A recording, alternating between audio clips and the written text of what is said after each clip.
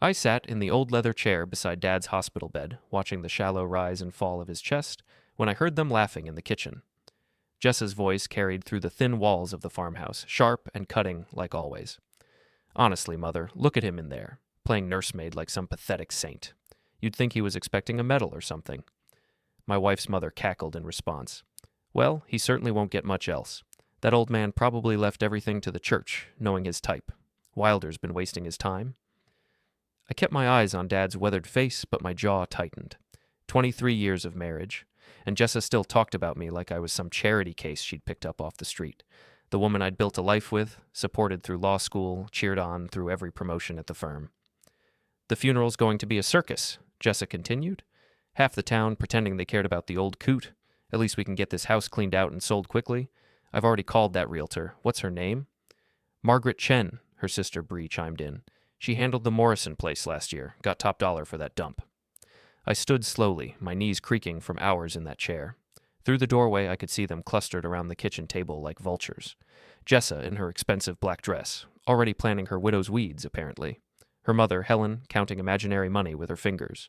And Bree, always ready to insert herself into any situation where profit might be involved. Ladies, I said, stepping into the kitchen. Discussing the weather?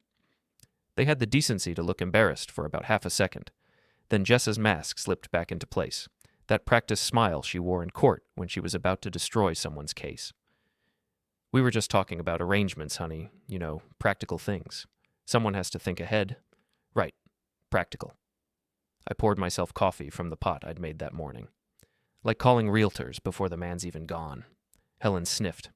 Don't be dramatic, Wilder. We're just being responsible. Someone in this family has to be. There it was, the constant reminder that I wasn't really family, just some blue-collar interloper who'd somehow convinced their precious daughter to marry beneath herself. Never mind that my HVAC business had paid for half their lifestyle. Never mind that I was the one who'd taken care of Dad while they planned their inheritance spending spree. Speaking of responsible, Jessa said, her voice taking on that lawyer tone, we should probably discuss your father's financial situation. I mean, the medical bills alone must be astronomical. We need to know what we're looking at here. I studied my wife's face. Beautiful still, even at 45.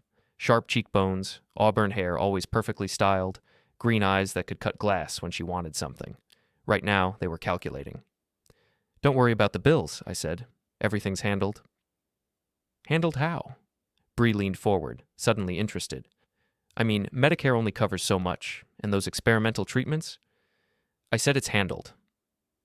The room went quiet except for the tick of Dad's old clock on the mantel. Jessa's eyes narrowed slightly. She knew I was hiding something, but she couldn't figure out what. Good. Let her wonder. My phone buzzed.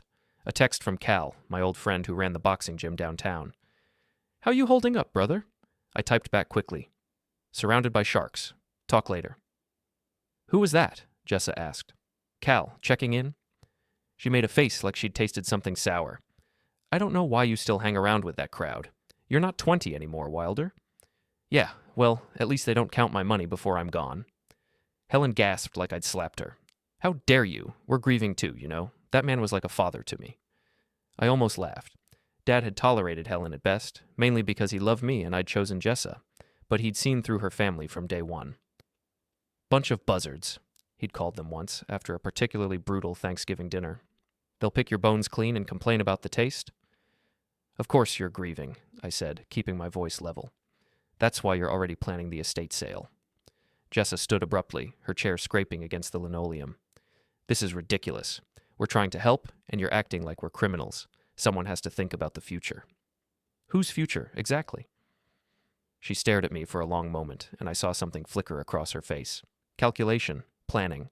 The same look she got when she was working a case, figuring out how to dismantle the opposition piece by piece. Our future, obviously. We're married, Wilder. What affects you affects me. Right, married. When was the last time she'd acted like it?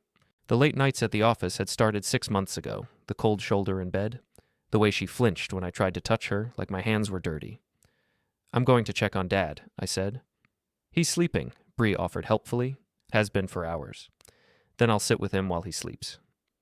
Before we dive deeper into this story, I have one small request. Please subscribe, drop a like, comment, and hit that hype button to boost this channel so more people can discover these incredible Reddit stories. I walked back to the bedroom, leaving them to their scheming. Dad looked peaceful, finally. The pain that had etched lines around his eyes for months was gone, replaced by something that looked almost like contentment.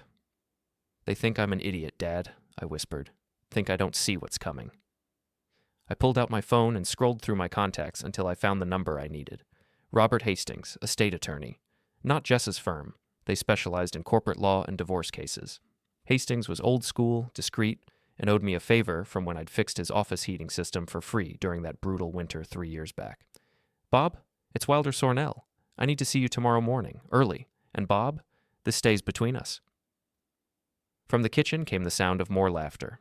They were having a grand time, dividing up assets that weren't theirs to claim, planning a future that didn't include the man who'd made it all possible. I looked down at Dad's still form and made a silent promise. They wanted to play games? Fine. But they were about to learn that this particular game had rules they didn't know about, and I was done playing fair. The next morning, I left the house before Jessa woke up. She'd been working late again, came home after midnight reeking of wine and expensive cologne that definitely wasn't mine. I'd pretended to be asleep when she slipped into bed, but I'd been watching through barely cracked eyelids as she checked her phone one last time before plugging it in. 2 phones. I'd noticed it a week ago. Her regular iPhone for work and family calls, and a smaller Android device she kept in a separate pocket of her purse. The Android never rang when I was around, but I'd seen her checking it constantly, that little smile playing at the corners of her mouth when she read whatever messages were waiting.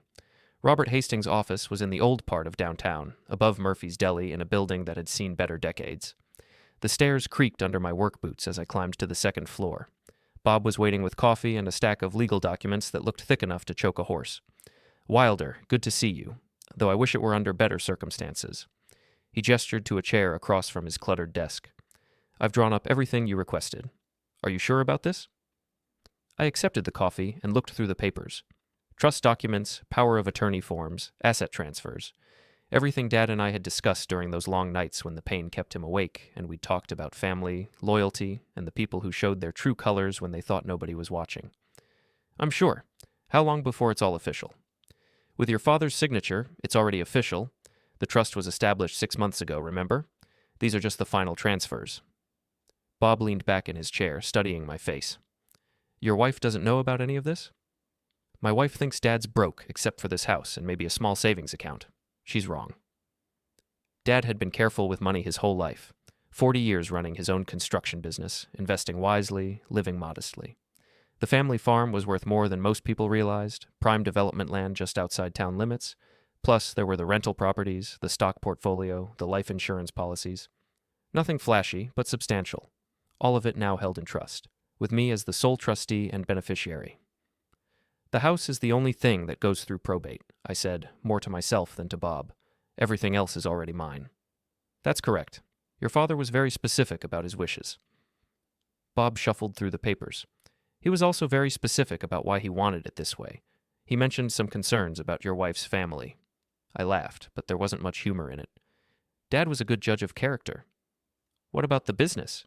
Your HVAC company?" "Already transferred everything to the trust 6 months ago. Jessa thinks we're barely breaking even, but the books she sees aren't the real books." I'd been planning this for longer than I'd admitted to myself. Every late night at the office, every cold shoulder, every whispered conversation that stopped when I walked into a room had been another piece of evidence that my marriage was over in everything but name. "You realize this puts you in a very powerful position," Bob said carefully. "That's the idea." I signed the final documents and shook Bob's hand. On the way out, I stopped at Murphy's for a sandwich and nearly ran into Tom Halverson coming up the stairs. Tom, 6'2", silver-haired, expensive suit that probably cost more than most people made in a month. Partner at Jessa's law firm, recently divorced. The kind of man who thought his money made him irresistible to women. "Wilder, what brings you to this part of town?" His smile was too wide, too friendly, the smile of a man with secrets. "Business," I said. "You?" "Same. You know how it is."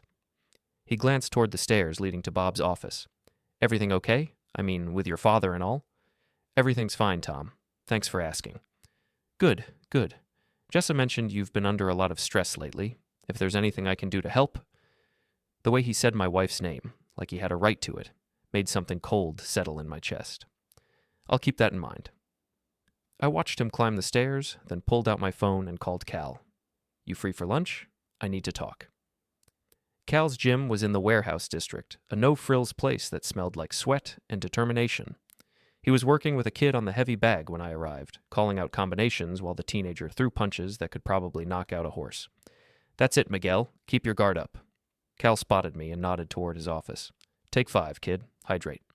Cal Brennan had been my best friend since high school, back when we were both too young and too stupid to know that life had a way of beating the optimism out of you. He'd done 2 tours overseas, came back with a slight limp and a perspective on life that cut through nonsense like a hot knife. You look like hell, he said, settling behind his desk with a grunt. When's the last time you slept? Can't remember. Cal, I need to ask you something, and I need you to be honest with me. When am I ever anything else? I pulled out my phone and showed him a photo I'd taken yesterday morning. Jessa leaving the house, dressed for work, that second phone visible in her hand as she checked messages. What do you see? Cal studied the image, his expression darkening. I see a woman who's got secrets. How long has this been going on?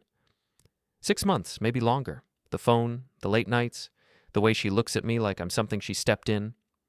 I put the phone away. I think she's having an affair. With who? Tom Halverson, her colleague. Just ran into him downtown, and the way he said her name, I shook my head. Plus, there's other things, small stuff, but it adds up. Cal leaned forward. What kind of other things? She's been asking a lot of questions about Dad's finances. Her whole family has. Like they're planning something. I told him about the conversation I'd overheard yesterday, about the realtor and the estate sale plans. And they don't know about the trust. They don't know about anything. As far as they're concerned, I'm just some working-class guy who got lucky enough to marry above his station. I stood and walked to the window, looking out at the empty lot where kids sometimes came to skateboard. They think when Dad passes, they'll get to swoop in and take over, sell the house, split whatever's left, maybe convince me to sell my business too so we can start fresh somewhere else. But that's not going to happen. Not even close. I turned back to Cal. The question is, what do I do about Jessa? Cal was quiet for a long moment, the way he got when he was thinking through a problem from all angles. Finally, he looked up at me with those sharp blue eyes that had seen too much. You could confront her, demand the truth. And then what? She denies it, gets better at hiding it, maybe even accelerates whatever timeline she's working on. Or you could gather evidence, find out exactly what she's up to before you make your move. I nodded slowly. That's what I'd been thinking too, but hearing it from Cal made it feel more real. More possible. There's something else, I said. I ran into Tom downtown. He was going to see Bob Hastings. Your estate attorney? Former estate attorney. I'm done with him after today. But why would Tom need to see an estate lawyer? Cal's expression grew grim.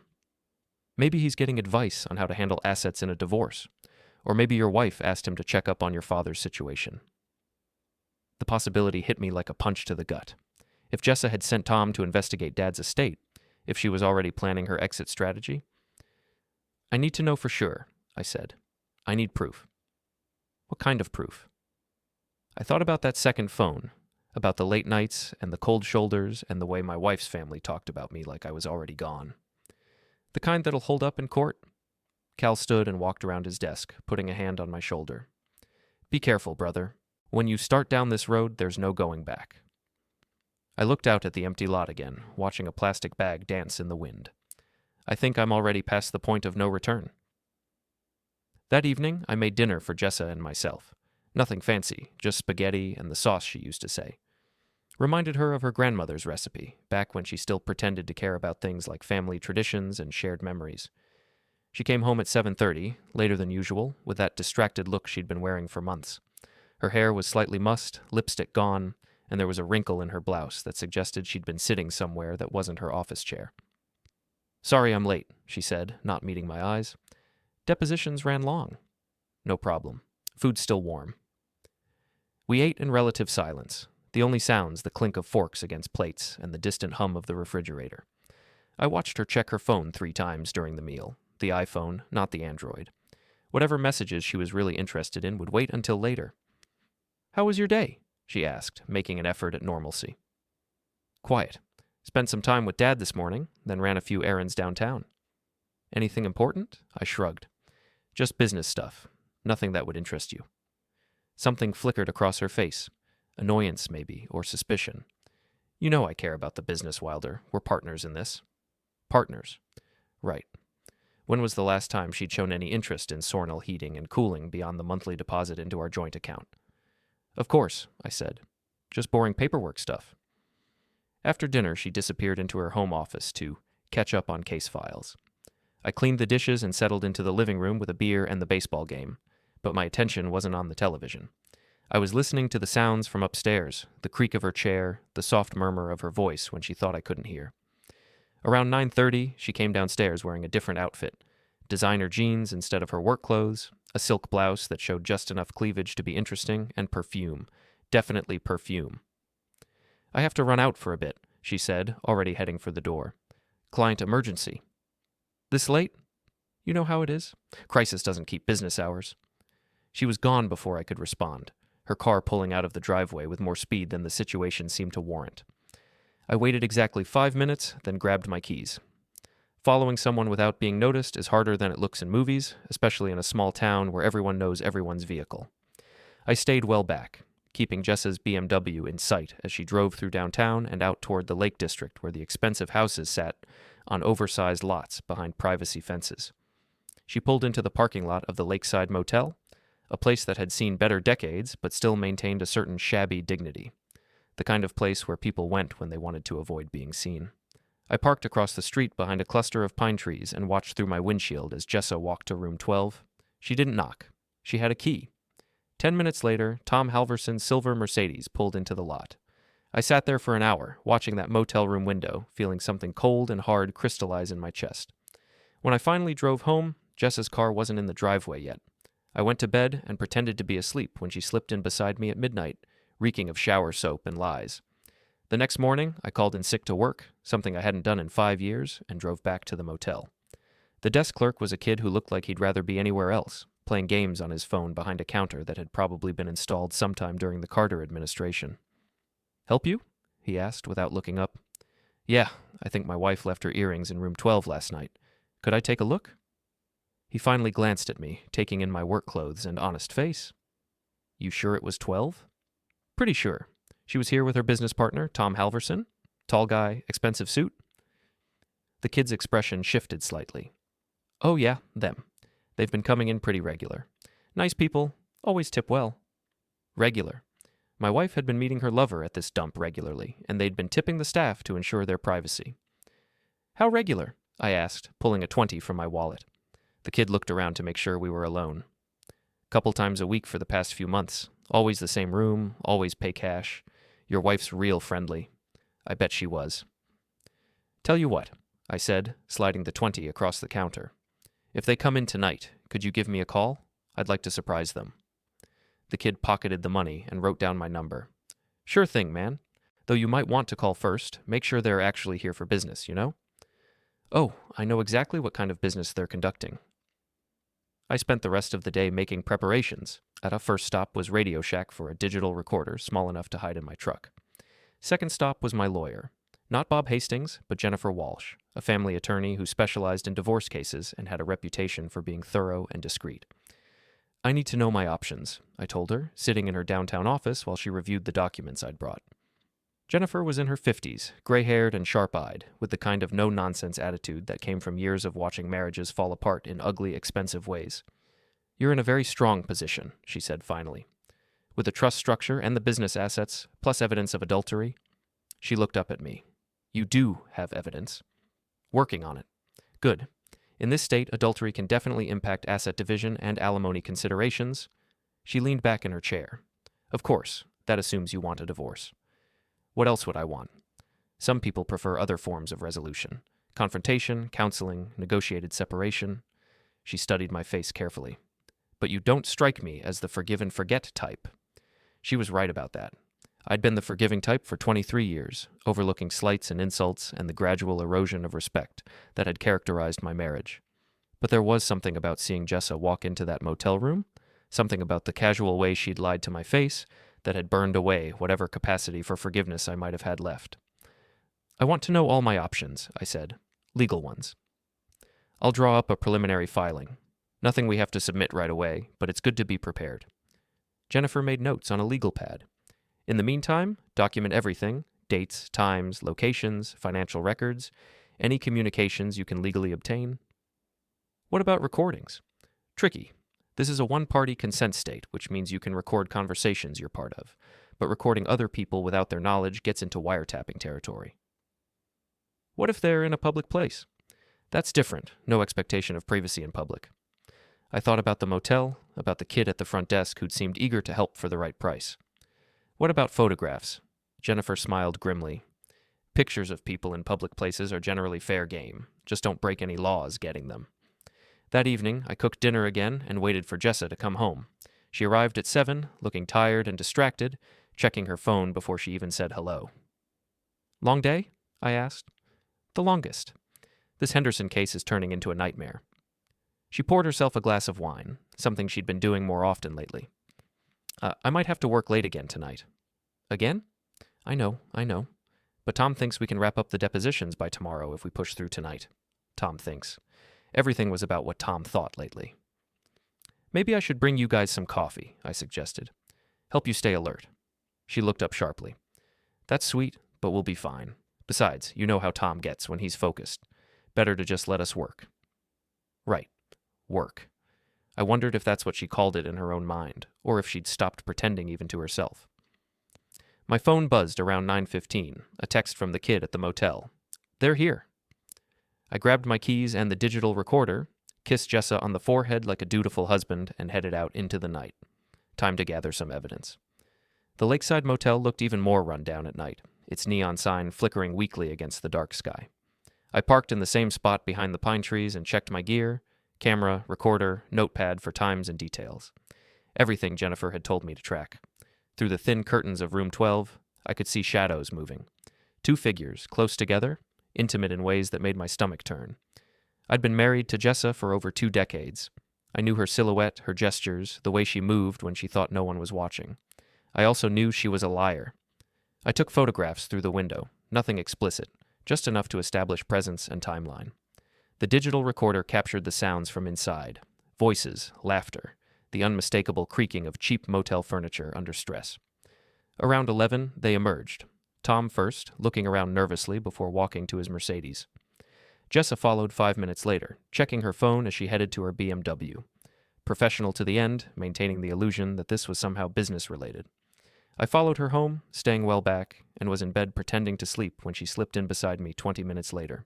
She smelled like soap and guilt, and when she thought I was unconscious, I heard her checking that second phone one more time before finally settling down. The next morning brought news that changed everything. Dad passed quietly in his sleep just after dawn. I found him when I went to check on him before breakfast, looking peaceful finally, free from the pain that had been eating him alive for months. I should have felt grief. Instead, all I felt was a cold, calculating anger. Because the first thing Jessa said when I told her wasn't "I'm sorry" or "How are you holding up?" It was, "When do we meet with the lawyer about the will?" Jesus, Jessa. He's been gone for 2 hours.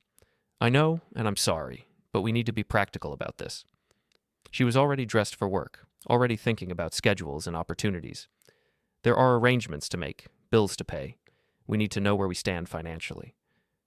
Where we stand, like Dad's passing was just another business transaction to be managed and optimized.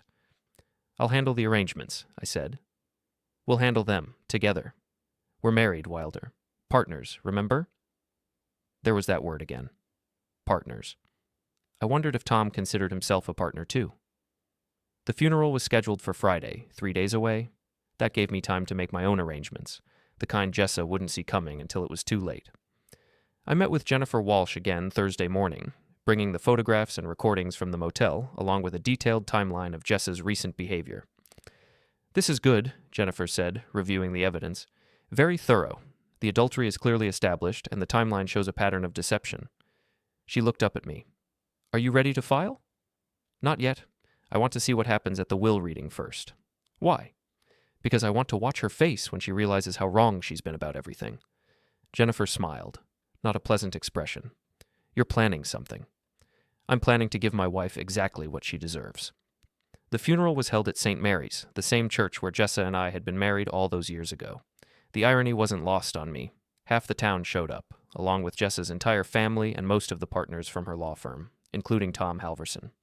He offered his condolences with practiced sincerity, shaking my hand and expressing sympathy for my loss.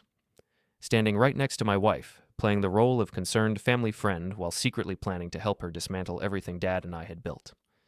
"If there's anything I can do," Tom said, "anything at all, please don't hesitate to ask." "I'll keep that in mind," I replied, looking him straight in the eye. "I might need some legal advice soon." Something flickered across his face, uncertainty, maybe even fear. Good. Let him wonder what I knew. After the service, Jessa's family gathered at our house for the traditional post-funeral meal. Helen held court in the living room, already talking about settling the estate and making sure everything is handled properly. Bree chimed in with suggestions about appraisers and real estate agents, while various cousins and in-laws speculated about the value of Dad's property. I stood in the kitchen, watching them through the doorway, feeling like an outsider at my own father's wake. "Quite a turnout," Cal said, joining me with a beer in hand. He'd been a pallbearer, one of the few people there who'd actually cared about Dad as a person, rather than a source of potential inheritance. "Yeah, amazing how many friends Dad had that I never knew about." Cal followed my gaze to the living room, where Helen was explaining to anyone who'd listen how she'd always been like a daughter to the old man. "When's the will reading?" Cal asked. "Monday morning, 10 o'clock sharp." "You nervous?" I thought about the trust documents locked in my safe at home, about the bank accounts and property deeds that Jessa's family had no idea existed. "Not nervous. Excited." Cal raised an eyebrow. "Excited? It's going to be quite a show." Monday morning arrived gray and drizzling, the kind of weather that matched my mood perfectly. The will reading was scheduled for Bob Hastings' office, and by 9:45, the small waiting room was packed with interested parties. Jessa sat beside me, wearing her best courtroom outfit and an expression of barely contained anticipation. Her mother and sister flanked us like bookends, while various other relatives filled the remaining chairs. Tom had positioned himself near the back, trying to look like casual support rather than someone with a vested interest in the proceedings. Bob emerged from his office at exactly 10 o'clock, carrying a thin folder that seemed inadequate for the hopes and dreams it was about to shatter. "Thank you all for coming," he said formally. "This shouldn't take long. The will is quite straightforward." He began reading in the traditional legal language, all whereas and heretofore, and other words designed to make simple things sound complicated. But the essence was clear enough. Dad had left the family home and its contents to me, along with a small savings account that contained about $15,000. That was it. No mention of rental properties or investment accounts or the substantial assets everyone had been counting on. The silence in the room was deafening. "That's it?" Helen finally asked. "That's everything?" "That's everything mentioned in the will," Bob confirmed. "But what about the business properties? The land behind the house? His investment accounts?" Bob looked uncomfortable. "I'm not aware of any such assets, Mrs. Patterson. This will represent the entirety of Mr. Sornel's estate as filed with this office." I watched the faces around the room as the reality sank in. Confusion, disappointment, and in Jessa's case, something that looked suspiciously like panic.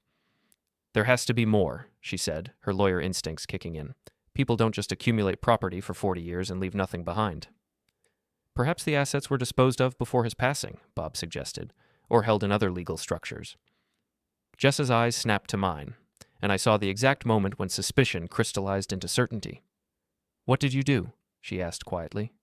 "I'm sorry?" "What did you do, Wilder? Where is everything?" The room was watching us now, sensing drama but not yet understanding its source. "I don't know what you mean," I said calmly. "Dad left me the house and some savings. That's what the will says." "The will doesn't say anything about the other properties, the rental income, the investments." Her voice was rising, losing the careful control she prided herself on. "What other properties?" "Don't play dumb with me. I've seen the tax records. I know what he owned." Ah, so she'd been investigating, trying to get ahead of the situation. Probably with Tom's help, maybe even using firm resources to dig into Dad's finances. "If you know something I don't," I said, "maybe you should share it with the group." That's when she made her first real mistake. Instead of backing down, instead of waiting to confront me privately, she let her anger and frustration override her professional judgment. "Fine," she snapped, standing up and pulling a folder from her briefcase. "I had someone look into your father's holdings. Property records, tax filings, business registrations. He owned 4 rental properties downtown, had investment accounts with 3 different firms, and held mineral rights on 200 acres outside town. The room erupted in excited murmurs. Helen practically salivated at the mention of mineral rights. "So where is all of that?" Jessa demanded. "Where are those assets, Wilder?" I looked around the room at all those expectant faces, at my wife standing there with her damning folder of unauthorized research, at Tom Halverson trying to blend into the wallpaper. "You want to know where Dad's assets are?" "Yes." "They're exactly where he wanted them to be." I reached into my jacket and pulled out my own folder, much thicker than Jessa's, full of trust documents and transfer papers and legal forms that represented months of careful planning. "Dad established a revocable trust 6 months ago," I said, handing the documents to Bob for verification. All of his significant assets were transferred to that trust, with me as the sole trustee and beneficiary. Bob scanned the papers quickly, his eyebrows rising as he took in the scope of the transfers. "These appear to be in order," he said carefully, "properly notarized and filed." "Which means what exactly?" Helen demanded. I looked directly at Jessa, seeing my wife's face go pale as the implications hit her. "Which means Dad's assets never went through probate. They were never part of his estate. They're mine, free and clear, and have been for months." The silence that followed was beautiful. The explosion, when it came, was everything I'd hoped for and more. "You manipulated him," Helen shrieked, lunging toward me like she wanted to claw my eyes out. "You took advantage of a sick old man." "Mother, calm down," Jessa said, but her voice was shaky. She was still staring at the trust documents like they might disappear if she looked hard enough. "Calm down? Calm down. This little weasel just stole our inheritance." "It was never your inheritance," I said quietly. "It was Dad's property, and he chose what to do with it. He was manipulated, coerced. We'll contest this in court." Bob Hastings cleared his throat. "I'm afraid that would be very difficult. The trust was established while Mr. Sornel was clearly competent, with proper medical documentation of his mental state. I have video recordings of the signing, along with testimony from independent witnesses." "What witnesses?" Jessa asked. "Dr. Martinez, who was treating your father, Pastor Williams from St. Mary's, and Judge Richardson, who's known the family for 30 years. Bob looked around the room apologetically. "This trust is ironclad, folks. I made sure of it." I watched my wife's face cycle through emotions: shock, anger, calculation, and finally something that looked like desperation. "We need to talk," she said to me. "Privately.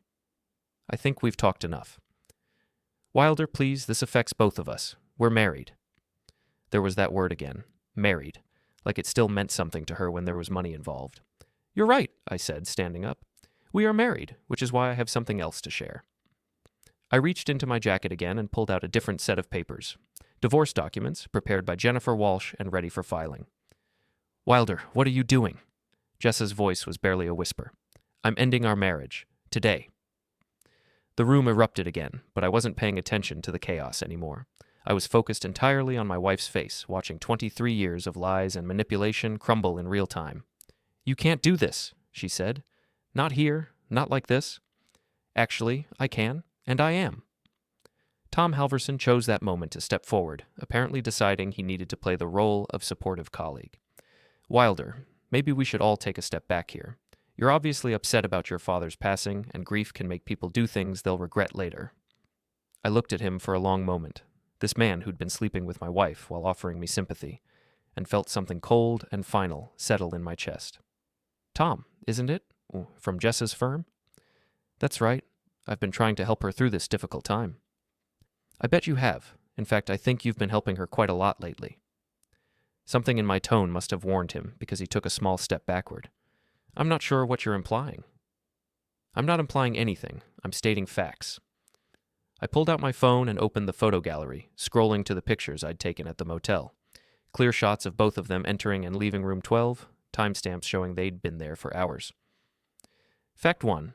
You and my wife have been meeting at the Lakeside Motel twice a week for the past 3 months." Gasps around the room.